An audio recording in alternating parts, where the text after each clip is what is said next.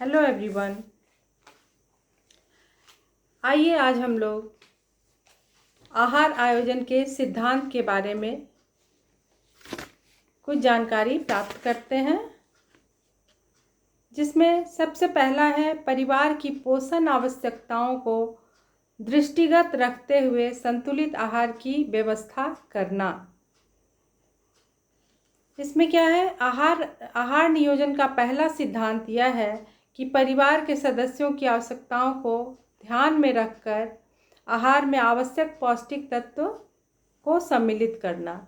एक गृहिणी का सबसे पहला कर्तव्य होता है कि वो परिवार के सभी सदस्यों को ध्यान में रखते हुए आहार का आयोजन करने से पूर्व पौष्टिक तत्वों को जरूर आहार में सम्मिलित करें। प्रत्येक व्यक्ति की पोषण आवश्यकताएं उसकी आयु, लिंग, कार्य प्रणाली से प्रभावित होती है। क्या है, घर में परिवार में विभिन्न प्रकार के लोग होते हैं, विभिन्न आयु वर्ग के लोग होते हैं, तो सभी की रुचियां और सभी की पौष्टिक आवश्यकताएं एक समान नहीं हो पाती है। तो सभी की पौष्टिक आवश्यकताओं और रुचियों का ध्यान रखना गृहिणी का कर्तव्य बनता है। जैसे कि बड़े हो रहे बच्चों की वृद्धि एवं विकास के लिए, तो ऐसे बच्चों को प्रोटीन की अधिक आवश्यकता होती है। तो बच्चों में प्रोटीन की आवश्यकता को ध्यान में रखते हुए आहार का आयोजन करना चाहिए। जबकि वृद्ध व्यक्ति को कम कैलोरी तथा कम प्रोटीन की आवश्यकता होती है। क्या है, बच्चों की वृद्धि और विकास के लिए प्रोटीन जरूरी है, तो उनके आहार में प्रोटीन की मात्रा अधिक होनी चाहिए। लेकिन अगर वृद्ध व्यक्ति है तो ऊर्जा और प्रोटीन, कैलोरी और प्रोटीन दोनों की मात्रा कम होनी चाहिए। मानसिक कार्य करने वाले को अधिक प्रोटीन की आवश्यकता होती है, जबकि शारीरिक कार्य करने वाले को अधिक कैलोरी की आवश्यकता होती है। क्या है कि जो व्यक्ति बैठकर काम करते हैं, जैसे कंप्यूटर पे काम करना, या डॉक्टर्स, वकील, इन लोगों का शारीरिक वर्क बहुत अधिक नहीं होता है, लेकिन मानसिक कार्य बहुत ज़्यादा होता है। तो ऐसे व्यक्ति के आहार में प्रोटीन की आवश्यकता अधिक होती है। जबकि जिस व्यक्ति का शारीरिक कार्य होता है, शारीरिक रूप से बहुत अधिक कार्य करते हैं, वैसे व्यक्ति के आहार में कार्बोहाइड्रेट की आवश्यकता अधिक मात्रा में होती है। अतः उन सभी के लिए आहार आयोजन करते समय उनकी पोषण आवश्यकताओं को ध्यान में रखना आवश्यक हो जाता है। इस संदर्भ में विभिन्न खाद्य वर्ग से प्राप्त होने वाले पोषक तत्वों की तालिका दी गई है, जो इस प्रकार है, जिसे हम लोग देखकर समझते हैं कि कौन से पोषक तत्व किन किन चीज़ों के माध्यम से प्राप्त किया जा सकता है। तो सबसे पहले पोषक तत्व और भोज्य पदार्थ, ये 2 कॉलम बना लेना है। अगर कॉपी में हम लोग इसे नोट करते हैं तो 2 कॉलम बनाकर एक में पोषक तत्व और दूसरे साइड में भोज्य पदार्थ। तो कौन सा पोषक तत्व किन भोज्य पदार्थों से प्राप्त होता है, इसके बारे में हम लोग जानेंगे। तो जैसे पहला है कार्बोहाइड्रेट, तो ये किन किन चीज़ों से प्राप्त होता है। तो प्राप्ति के साधन हैं इनके गेहूँ, चावल, जौ, मक्का, ज्वार, बाजरा, रागी, शक्कर, गुड़, खजूर, किशमिश, अंजीर, आलू, शकरकंद, शिमला मिर्च, केला, राजमा, उड़द, मूंग और मसूर। इन सब चीज़ों से कार्बोहाइड्रेट की प्राप्ति की जा सकती है। फिर दूसरा है प्रोटीन। प्रोटीन की प्राप्ति हम किन किन माध्यमों से कर सकते हैं। तो प्रोटीन की प्राप्ति हम लोग प्राणी जगत से भी प्राप्त कर सकते हैं और वनस्पति जगत से भी प्राप्त कर सकते हैं। जैसे प्राणी जगत में दूध, मांस, मछली, अंडा, इन सब के माध्यम से प्रोटीन की प्राप्ति होती है।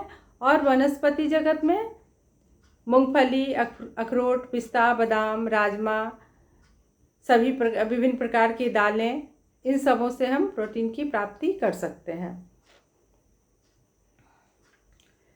उसके बाद है वसा।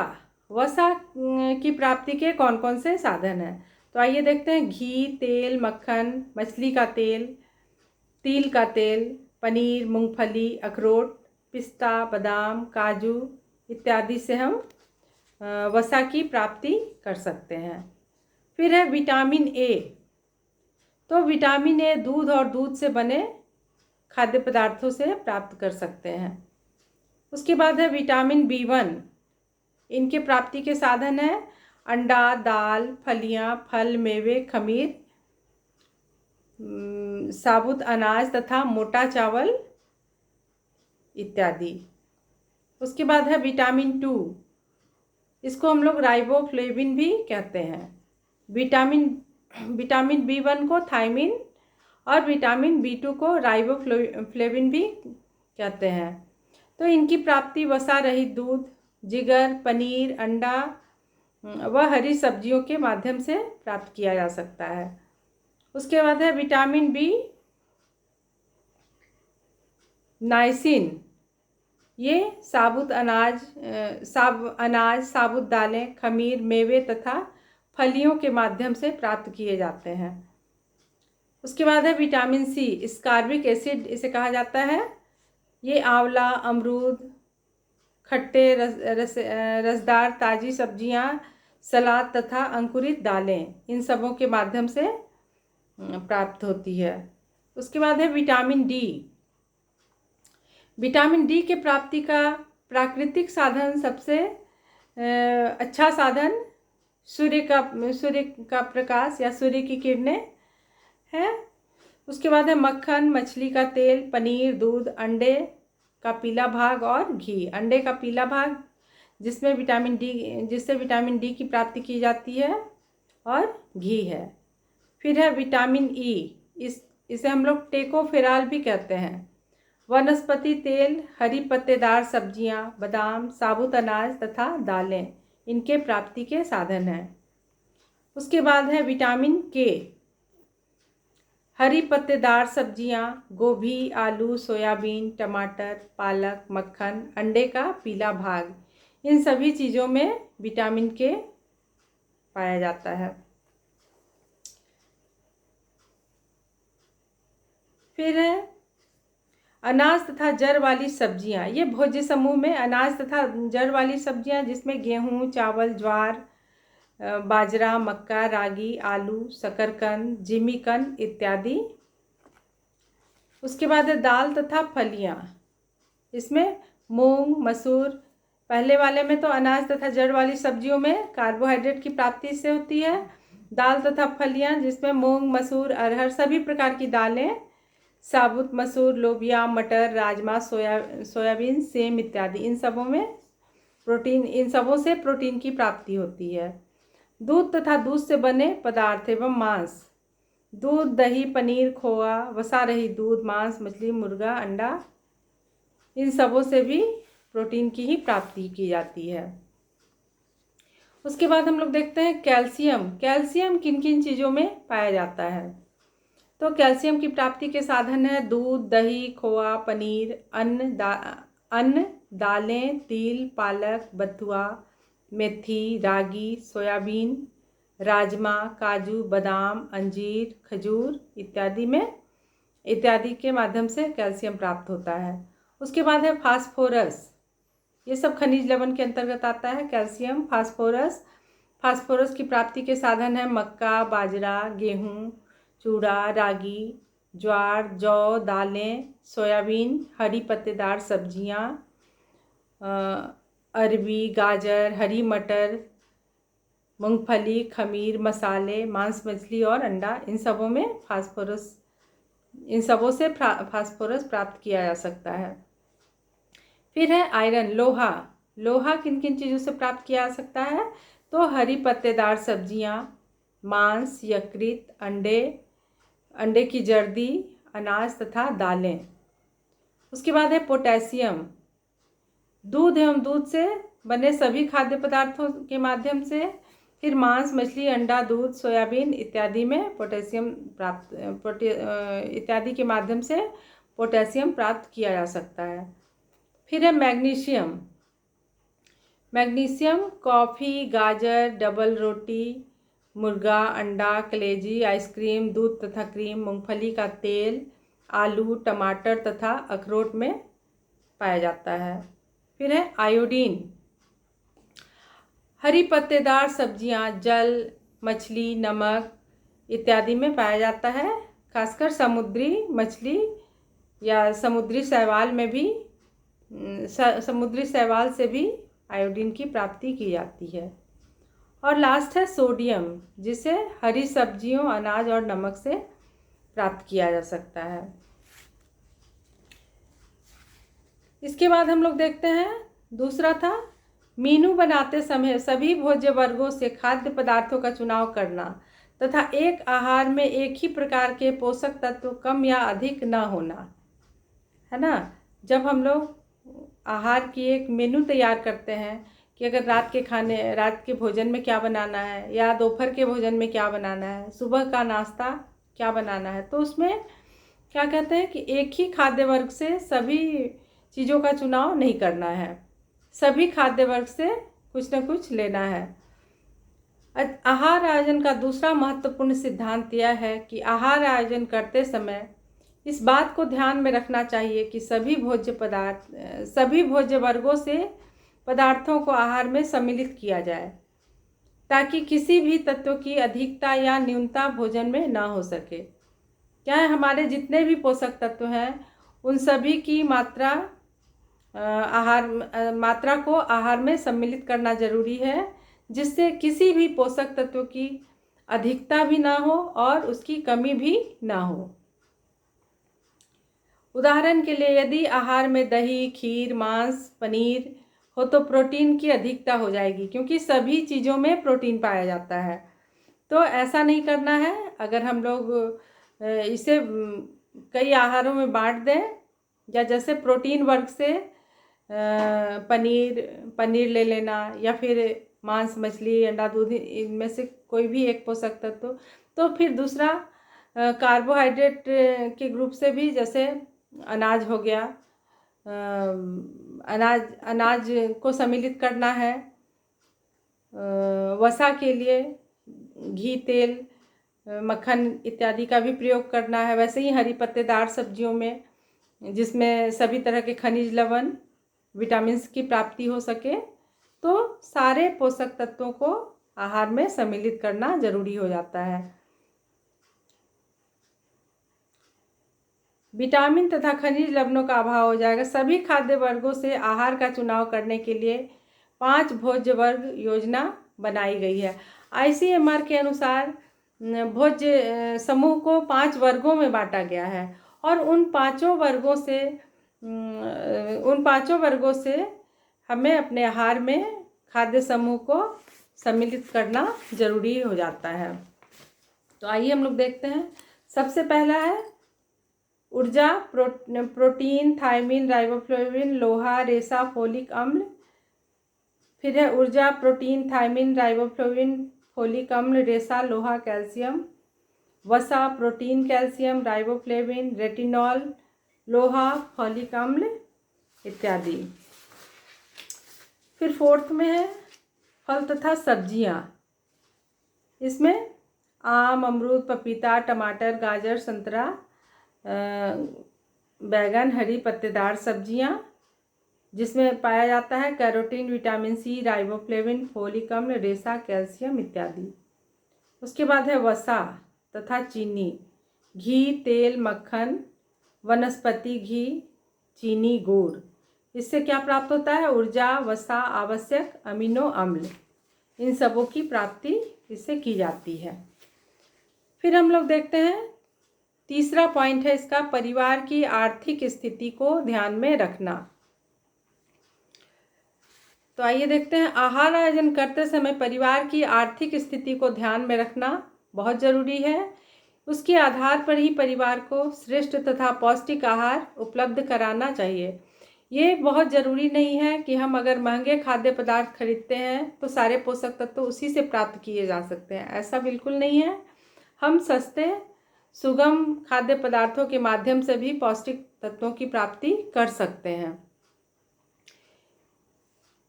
जैसे अंडे से प्रोटीन की प्राप्ति होती है तो सोयाबीन से भी प्रोटीन की प्राप्ति होती है। इसी प्रकार महंगी कलेजी से हमें लोहे की प्राप्ति होती है, तो सस्ते पालक से भी लोहे या आयरन को प्राप्त किया जा सकता है। उसके बाद है परिवार के सदस्य की रुचियों तथा अरुचियों का ध्यान रखना।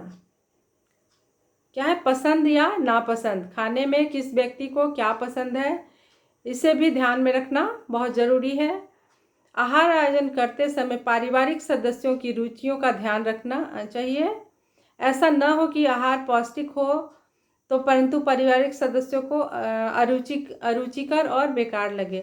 हम पौष्टिकता का बहुत अधिक ध्यान रखकर अगर खाने को टेस्टी स्वादिष्ट नहीं बना पाते हैं तो ऐसे में परिवार के सदस्यों की खाने में रुचि बिल्कुल नहीं होगी, क्योंकि खाना पौष्टिकता के साथ साथ स्वादिष्ट भी होना जरूरी है, जिससे परिवार के सदस्य उसे रुचिपूर्वक ग्रहण कर सकें।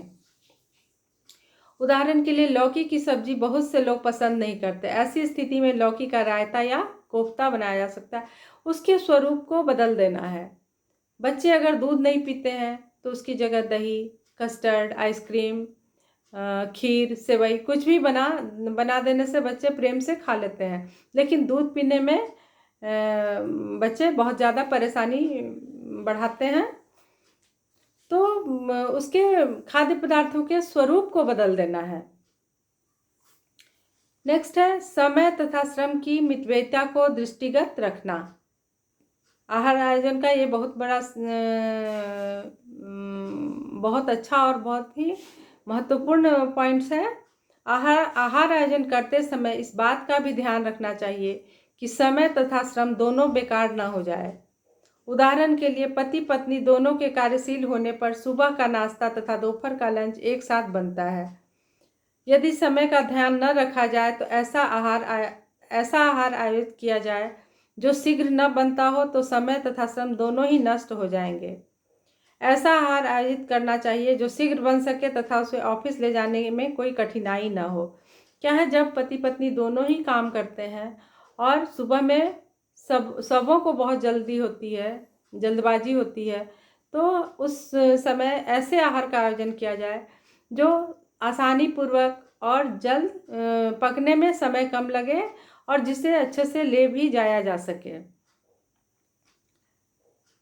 समय तथा श्रम की बचत के लिए अनेक उपकरण भी हैं। अभी हमारे यहाँ बाज़ार में बहुत सारे ऐसे उपकरण उपलब्ध हैं जिससे समय और श्रम दोनों की बचत होती है और बहुत जल्दी कोई भी व्यंजन तैयार हो जाता है।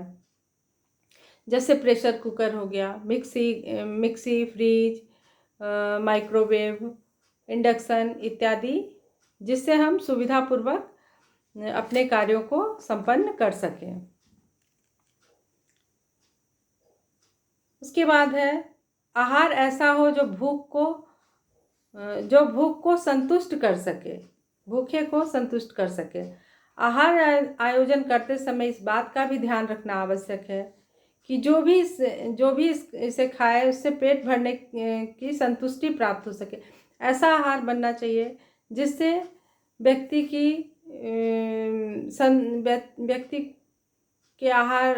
को वो रुचिकर भी लगे और उसकी खाने के बाद उसे संतुष्टि भी मिल सके।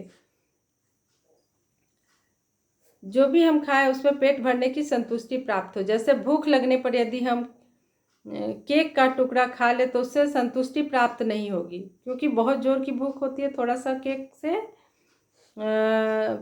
संतुष्टि प्राप्त नहीं होगी। जबकि यदि हम आलू या शकरकंद उबाल कर खा ले तो कार्बोहाइड्रेट की आवश्यकता भी पूरी हो जाएगी और पेट भी भर जाता है, साथ ही ऊर्जा की भी प्राप्ति होती है।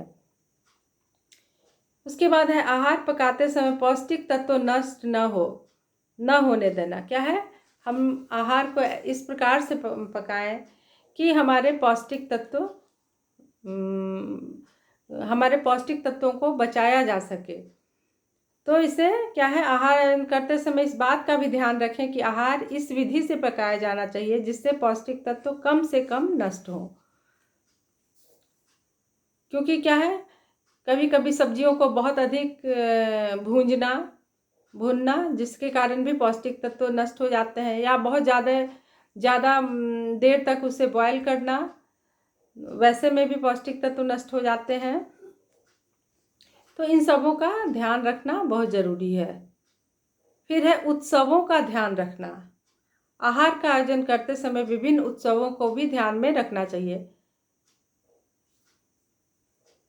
होली, दिवाली, दशहरा, जन्मदिन पर कोई विशेष पर्व होने पर उसके अनुसार ही आहार का आयोजन करना चाहिए। ऐसे भी हमारे यहाँ पारंपरिक तौर पर हर फेस्टिवल के लिए अलग अलग व्यंजन निर्धारित कर दिया गया है और वो पारंपरिक ढंग से बनाया भी जाता है। सामाजिक तथा धार्मिक मान्यताओं को भी ध्यान में रखना। आहार का आयोजन करते समय ये सब चीज़ें बहुत ही महत्वपूर्ण है। जैसे उत्सव का ध्यान रखना, कोई भी पर्व त्यौहार, तीज त्यौहार आता है तो उस हिसाब से व्यंजन बनना, या फिर सामाजिक तथा धार्मिक मान्यताओं को भी ध्यान में रखना है। जैसे आहार आयोजन करते समय इस बात का भी विशेष ध्यान रखना चाहिए कि जिस व्यक्ति के लिए हम आहार आयोजित कर रहे हैं उसकी सामाजिक एवं धार्मिक मान्यताएं क्या है। उदाहरण के लिए लोग प्याज लहसुन नहीं खाते हैं, उसी प्रकार कुछ लोग मांस मछली अंडा वगैरह नहीं खाते हैं। तो ऐसी स्थिति में, या बहुत लोग जो लोग खाते भी हैं वो कभी कभी धार्मिक माहौल या कोई पर्व त्यौहार आने से उसे कुछ दिनों के लिए छोड़ देते हैं। तो ऐसे में इन सब चीज़ों का ध्यान रखना बहुत ही ज़रूरी है।